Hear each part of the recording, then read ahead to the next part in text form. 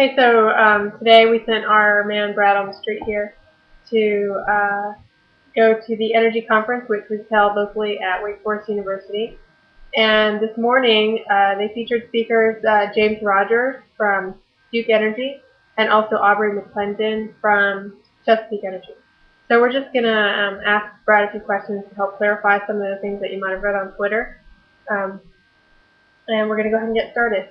So I was reading through the Twitter feed, and I was curious what shale they were talking about. What shale gas? Okay, so for those of you who don't understand the term shale gas, it's being brought up more and more because it is basically the newest, most abundant source of natural gas in our country. And shale is basically just a layer of bedrock that's in the earth. There are different layers of earth, and they have found that hidden in this shale layer of earth, there is natural gas. And so they use a technique called fracking to get this gas out. And we have a massively abundant supply of natural gas locked in these shale gas assets that are owned by natural gas companies. All right. So I believe it was Aubrey mentioned that natural gas plants only run about 25% capacity. So does that mean that we already have existing equipment to use more natural gas in our energy production? Yeah, so there's really two important 25% numbers according to Aubrey McClendon. The first is that if you take a look at coal-fired plants versus natural gas-fired energy plants, the natural gas energy plants actually only are running at about 25% capacity. So the argument is, if they just simply run them at full capacity, we can actually take offline quite a bit of coal-fired power plants with literally no additional investment and no additional equipment. Fascinating. So basically we could be producing about 3 times more energy from this.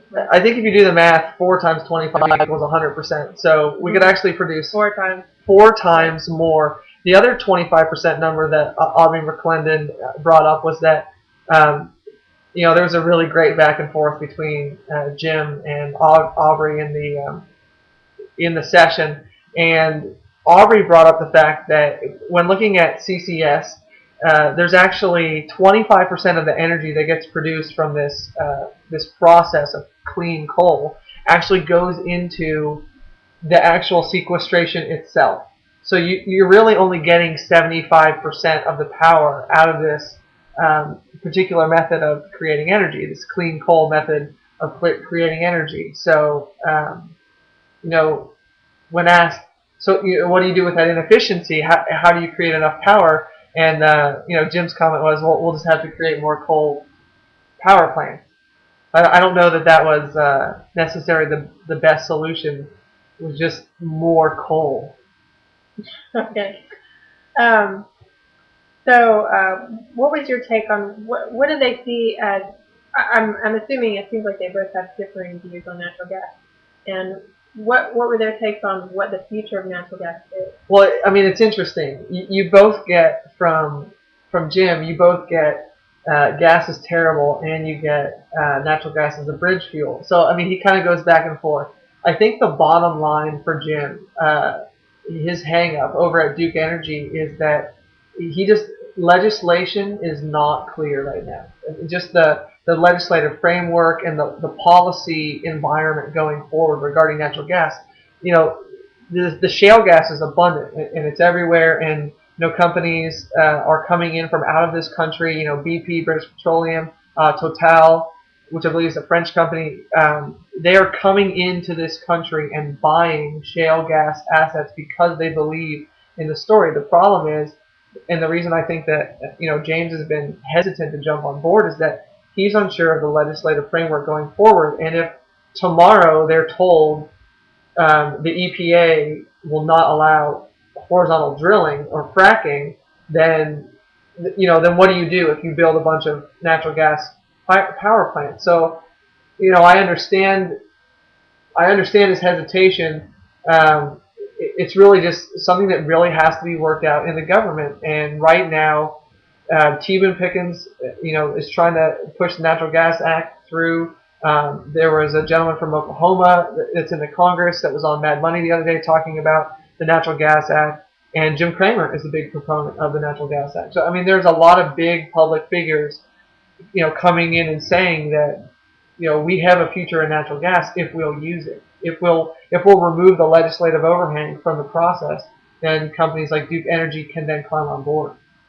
Okay, so does does Duke Energy think so? From here, without knowing what the legislation, are they just twiddling their thumbs, or what is their actual plan? They kind of actually are. I mean, Jim came out and said that he is going to replace his entire inventory of power plants by 2040 or 2050. So within the next 30 to 40 years, he's going to replace every single power plant that he has online right now. And he basically says, I'm waiting to see if CCS works. That's his big thing, is because you can see the strength of the coal lobby in what came out of the meeting today, and you can also see really how much of a hold coal has on the industry. I mean, they are not interested in switching to any other means, not solar, not wind, not hydro, nothing. If they can prove that this clean coal technology exists, then they are going to just build coal-fired power plant after coal plant after coal. I mean, they're going to keep building it. I mean, he was, at one point, somebody from the audience got up and said, you're so, he's like one of the most 50 influential men in the world. CEO of Duke Energy, James Rogers is his full name. Don't you have some kind of moral obligation to push clean energy? He said, no, I have an obligation to make sure your lights come on at night, and that your stove works, and that your microwave works, and that your hot water heater works. He is completely fuel agnostic, and so it's kind of a double-edged sword. I mean, is he a great CEO? Yes. I mean, if you're a Duke shareholder, you should not be concerned that he's going to sacrifice profits, on behalf of green energy. But if you're a green energy person, you have to worry about what's coming out of Jim's mouth, because he's completely driven by profits. So, the argument is that a good CEO, that's what their focus should be on. It should be on profits and not on sustainable energy. He said if at some point sustainable energy becomes the way to produce it more efficient power, then he's all for it.